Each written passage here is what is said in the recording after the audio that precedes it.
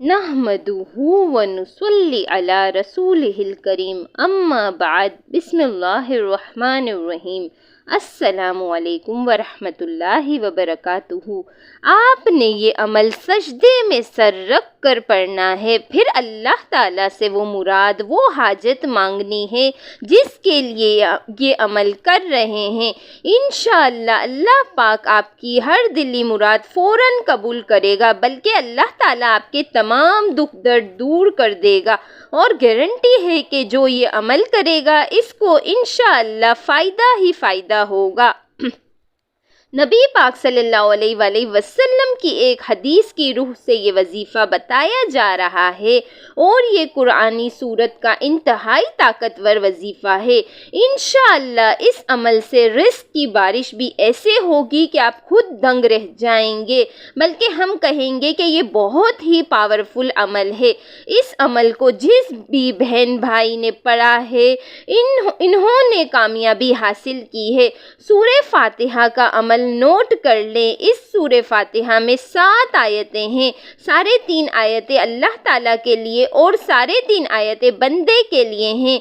बल्कि किताबों में मिलता है कि इब्लीस भी 4 मरतबा रोया था और इसने आंसू बहाए थे। एक इस वक्त जब इस पे रब की लानत हुई, दूसरा इस वक्त जब आदम अलैहिस्सलाम की तौबा कबूल हुई, तीसरा इस वक्त जब हुजूर अकरम सल्लल्लाहु अलैहि वसल्लम को और नबी और रसूल बनाया गया, चौथा इस वक्त जब ये सूरत यानी सूरह फातिहा नाजिल हुई। ये सूरत इब्लीस की राह में सबसे बड़ी रुकावट है, क्योंकि सूरह फातिहा की दुआ सबसे ज़्यादा नफ़ा बख्श और उम्दा करार पाई है। अगर अल्लाह ताला बंदे को इस सीधे रास्ते की तरफ हिदायत दे दे और इसको अपनी बंदगी पर और गुनाहों से छोड़ने पर मदद कर दे, तो दुनिया आखिरत में इसको कोई बुराई छू नहीं सकती। अल्लाह पाक फरमाते हैं कि जो बंदा अल्हम्दुलिल्लाह रब्बिल आलमीन कहता है, तो अल्लाह पाक फरमाता है कि मेरे बंदे ने मेरी सना बयान की। जब बंदा कहता है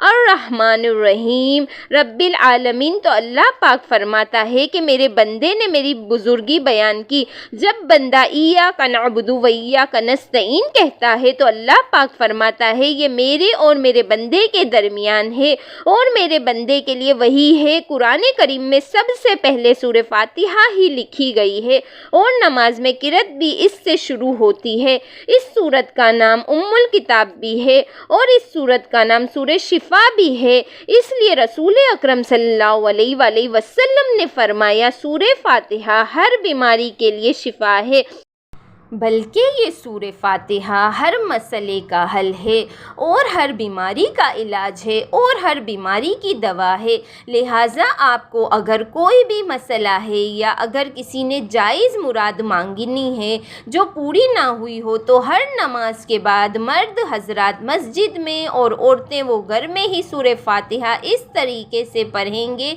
कि जब इय्याका नअबुदु व इय्याका नस्तईन पर पहुँचे तो 21 मरतबा इय्याका नअबुदु व इय्याका नस्तईन पढ़ें और इसको पढ़ते रहें जब तक 21 बार मुकम्मल ना हो जाए। सूरह फातिहा मुकम्मल पढ़ कर सजदे में सर उठा लें और आपने सूरह फातिहा को सजदे में सर रख कर पढ़ना है। फिर अल्लाह ताला से वो मुराद, वो हाजत मांगनी है जिसके लिए ये अमल कर रहे हैं। इंशाअल्लाह आपकी हर दिली मुराद, हर दुआ फ़ौरन कबूल हो जाएगी। जब हम पर मुसीबतों के पहाड़ टूट पड़ें, मुश्किलात में गिर जाएं या भंवर में फंस जाएं, तो सजदों के ज़रिए ही रब को राज़ी कीजिए। सजदा हर परेशानी का इलाज है, बल्कि सजदा ऐसी इबादत है जिस पर सारी कायनात का इत्तफाक है। लिहाजा आज का ये सजदे का अमल आप करें और कमाल खुद देखें। सख्त हाजत के लिए और कहत साली दूर करने के लिए सजदे में सर रख कर सूरह फातिहा की ये आयत का अमल बहुत ही मुजर्रब है। फरमाने नबी सल्लल्लाहु अलैहि वसल्लम है कि सजदे की हालत में बंदा अपने रब के करीब तरीन हालत में होता है। इसलिए सजदे में कसरत کثرت سے دعا کیا کرو۔ مسلمان تو دوران سجدہ زمین کے چھوٹے سے ٹکڑے پر آسمان کی بلندیوں اور وسعتوں میں پہنچ جاتا ہے، لہٰذا آج کا یہ عمل اس وقت کریں جب آپ پر مصیبتوں کے پہاڑ ٹوٹ پڑیں، آپ مشکلات میں گر جائیں، آپ بھنور میں پھنس جائیں، تو دن میں کسی بھی وقت گھر یا مسجد کے صحن میں قبلہ رو ہو کر سجدے میں سر رکھ کر سورہ فاتحہ کی یہ آیت ایاک نعبد و ایاک نستعین 21 بار پڑھیں۔ انشاءاللہ جو بھی حاجت ہوگی جلد پوری ہو جائے گی۔ مقصد کے حصول تک عمل کو روزانہ جاری رکھیں، کیونکہ اللہ تعالیٰ سجدے کے دوران دعا کرنے والوں کے قریب ہوتا ہے اور وہ راز و نیاز کی باتیں کرنے والوں کی دعا قبول کرتا ہے، اور اللہ تعالیٰ سے امید لگانے والوں کی اللہ لازمی سنتا ہے۔ جو بھی اللہ کے قریب ہو تو وہ اللہ کے ہاں وافر نوازشیں اور بلند مقام پاتا ہے، مقام پاتا ہے۔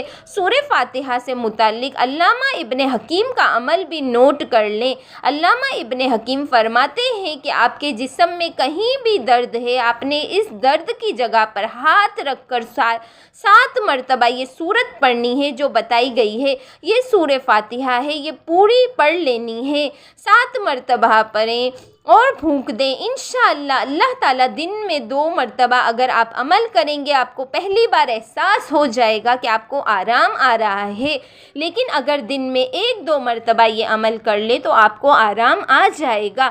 اگر آپ اول و آخر درود شریف بھی پڑھ لیں تو پھر مزے ہی اپنے ہیں، یعنی سورہ فاتحہ پڑھنے سے پہلے اور سورہ فاتحہ پڑھنے کے بعد بھی درود ابراہیمی پڑھ لیجئے۔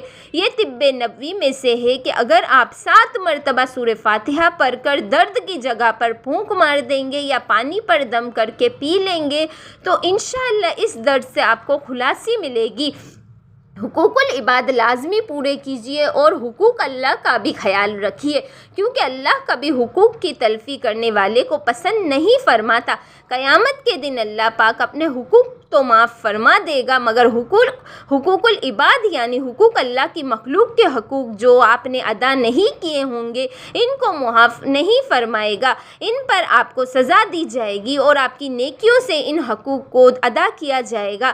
دعا ہے کہ اللہ تعالیٰ میرا سنانا، آپ کا سننا اپنی بارگاہ الہی میں قبول و منظور فرمائے۔ تمام دوستوں سے گزارش ہے کہ نیچے کمنٹ میں اللہ ضرور لکھیں۔ اللہ حافظ۔